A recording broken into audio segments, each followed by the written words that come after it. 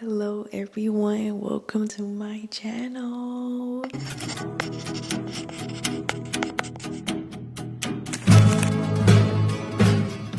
My name is Cynthia, and on here I'm going to talk about everything natural hair, product reviews, tips, my natural hair journey. We're going to talk about all of that on here. In this video, I'm going to talk about 10 things I wish I knew before going natural. Guys, my hair journey was a whole roller coaster, okay? I had perms in my head from preschool all the way up to my 7th grade year. Decided to go natural my 8th grade year, trying to figure out how to do my hair. Guys, it's a whole thing for a separate video, and I will make a video about my natural hair journey, but I just wanted to touch on a little things pertaining to my hair journey. And these are 10 things I wish I knew before going natural, and it would have saved me so much time, so much money. And I'm hoping that these tips help you guys out if you're considering going natural, or if you're already natural and you just want to find out what are these 10 things. Sit back, pull out your notebook and a pencil. Class is in session. The first thing I wish I knew was to learn my hair. Guys, I cannot stress this enough on how important it is to learn your hair, down to the hair porosity, your hair type, which products to use. All of these are important when you are going natural. The reason why your hair porosity matters, knowing which hair porosity you are matters, is because one, they all intake certain products differently. For an example, if you have low porosity hair, which I do, products sit a lot longer on your hair. So you cannot really use heavy base products on your hair because you'll just be walking around with grease all over your head, okay? Same thing with oils. You can't really use heavy based oils because it's just gonna have the same effect. Wash days, you have to detox your hair. You have to do all these things with your hair just to get that product out your hair. So heavy products you kind of have to avoid. And you will need to get products that are moisturizing because our hairs dry out quicker, and it kind of ties into your hair type too. So if you have type 4 hair, 9 times out of 10, our hair tends to get dry a lot easier. So moisturizing products like Shea Moisture, Deep Hydration, shampoo, conditioner are all good products that you can use to help keep your hair moisturized longer. The second thing I wish I knew was to stay away from heat. Now, heat is not entirely bad, but it's how you use it. You can use heat on your hair if you're deep conditioning your hair or you're blow drying your hair out. But if you're blowing dry your hair out or you're flat ironing it, make sure you use a good heat protectant, okay? Protect your hair. If you're going to use heat, protect your hair at all times. Very, very important because it helps prevent heat damage. It helps protect your hair strains. It helps protect your curl patterns if you have curly hair. It just helps protect so much when you protect your hair when you're using heat. Now, if it's time for a trim, or it's silk press season and you want to get a little cute, you feel me? Let's say you haven't gotten a trim before, you're looking for salons. My first tip is to go on their Instagram page, check if they have an Instagram page or a social media page, and see them work on people with your type of hair, like type 4 hair, and see how they are flat ironing the hair. Are they doing more than one pass? If they are, run, okay? When they do our hairs, and salons do our hair, especially when they're flat ironing it, they put it on the highest setting, which is around 400 to 450. And if you're doing more than one pass on a section of your hair, they're frying it. Your hair is done, okay? So make sure you see that they're just doing one pass on the highest setting so you can prevent heat damage. Now, if you're already going to a salon and they've been doing more than one pass, baby, check them. Tell them no more, no mas, okay? Tell them that. because you are damaging your hair. The third thing I wish I knew, tying into my last point, is be consistent with getting trims. This, guys, is so important because it took me a while to realize that trims aren't a bad thing. Getting trims is a good thing because, mind you guys, the ends of your hair is the oldest part of your hair because your hair grows from your scalp all the way down. And they tend to get split ends and knots. They just turn into dead ends. If you do not cut these dead ends off, they will ride up all the way up your hair shaft, and then you'll just end up having damaged hair. It doesn't flow when you get that silk press. It's just dry and damaged, okay? You have to cut that all off. And you have to be consistent with getting trims to avoid having to do a big job, okay? It took me a while to know because in my head I was just like, trims sound like a bad thing because I feel like it's cutting off my inches. But the more I started going into my natural hair journey, the more I started doing my research, trims are your best friend. Get them. Now, how frequently, it depends on how well you maintain your hair. I truly do not believe coming at a time my hairstylist tells me, because there is times where I've kept my hair up to date, moisturized, and consistent, and haven't experienced any dead ends, split ends, knots. So I kind of stretched that out to like 6 months, but they would insist you come every 3 months. Me, you'll see me in 6 months, okay? I've been doing a real good job keeping them ends moist. So it all depends on how well you keep your hair moisturized, how well you take care of your hair.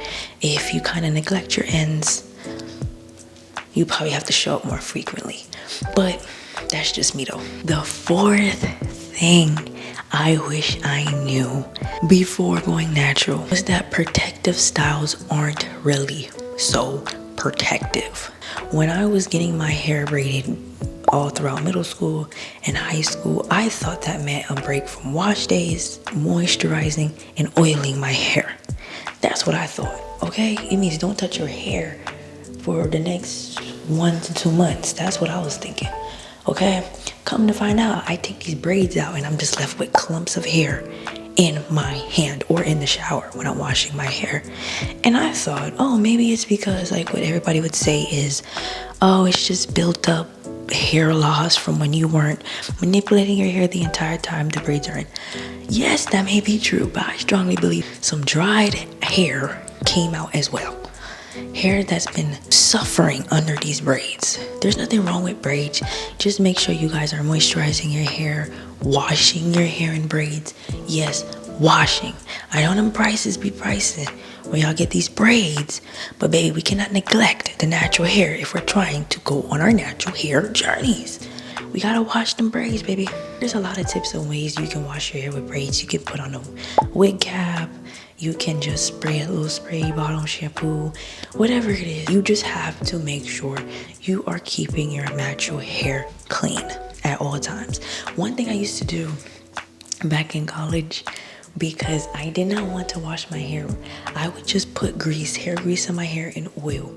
And then days would go by, weeks would go by, scalp get mad, itchy. And I'm like, what's going on? Come to find out, it's because I just needed to wash my hair. But every time I got itchy, I just added more oil and more Blue Magic. Wash your hair, guys. Your scalp wants to be clean. The fifth thing I wish I knew before going natural was that consistency matters. Guys, I used to neglect my hair all the time. Like, I would wash my hair every 2 weeks, maybe 3 weeks, pushing it. I wouldn't re-moisturize my hair in the middle of the week, and I wouldn't be consistent with just picking a day to wash my hair. That's what I used to do, guys. After I realized that I needed to be more consistent, I started washing my hair weekly. I started moisturizing my hair in the middle of the week, and I would deep condition weekly because my hair, like I said earlier, dries up pretty quick, you know, type 4 hair, just the way it is. And so I made sure I deep condition my hair every single week during wash days so that my hair can stay moist and hydrated throughout the week. And if I do start to feel the hair getting a little dry, I would moisturize it in the middle of the week and then wash day will come up again. So if you guys want to see results with hair growth, be consistent with taking care of your hair. Sixth thing I wish I knew was that our hair grows at different rates and speeds. I used to compare myself to other people on social media.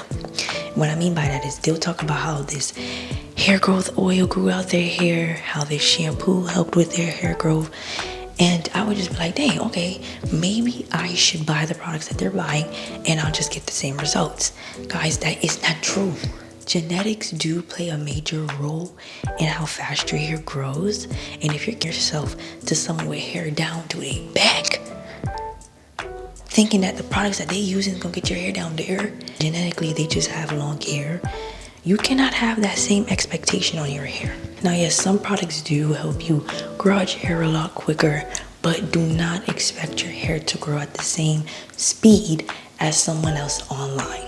The next thing that I wish I knew before going on my natural hair journey is to embrace my hair. Learning to embrace my hair. I struggled with this because I hated the fact that my hair was always short.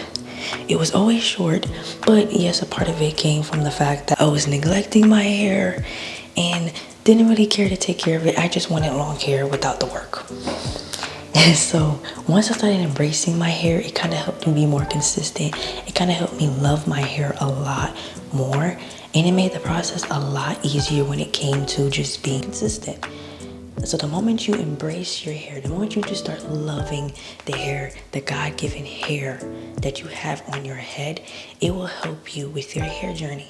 Because if you hate your hair all the time, what do we do 9 out of 10 when we hate something? We don't care about it. We treat it like trash. We don't want nothing to do with it. How do you expect your hair to grow? How do you expect your hair to flourish if you don't love your hair? Next thing I wish I knew before going natural was that you have to be patient with your hair. Being patient with your hair is so key to growing out your hair and to help with your natural hair journey because, like I mentioned in some of my points, one, your hair grows at different speeds. Your hair may not grow as quick as somebody else's, so it requires more patience with your hair. And then two, you have to learn how to embrace your hair, love your hair, be consistent with your hair. And then over time, you will start seeing results with your hair. But it all starts with patience because what happens is we get impatient. We want that quick, instant results. We quit, we give up, and now we're starting over. Now we're starting over months later when we could have just been patient with our hair, and months later we would have seen results instead of failure. Ooh. And it kind of ties in with the next thing that I have, which is do not compare your hair with someone else's. The one thing I used to do when I first started going natural was I would just find this influencer who had the hair length that I desired with the hair type that I have, and I would just be like, I need my hair to look like this by the end of the year. Like, are you okay? Like, I would desire that hair so much, and then when I didn't get that goal or the result I got, going back to my last point, I would give up, get frustrated, start again a couple months later, and then try again, and then find somebody else, and I'll follow, copy, same thing. Stop comparing your hair to somebody else's hair. Don't do it. It's unhealthy, unrealistic. There's only one you, and there's only one them. That's just what it is. The last thing I wish I knew before going natural is that the key to hair growth is to minimize breakage. Not buy the most expensive products, oils. It's not that. It's to do your best to minimize breakage, right? The whole point of hair growth is to retain length. You have to be retaining length in order to see progress. And if you're not retaining length, your hair is either going to stay at the same length. That's why we have so many times where our hairs are just, it's like, it's not growing no more. And we think that it's just, oh, it runs in the family. That's just what it is. Your hair is always growing, but if you're not maintaining the length, it's just gonna grow, and then that's how we hit that. You know what I'm saying? We have to do our best with minimizing breakage.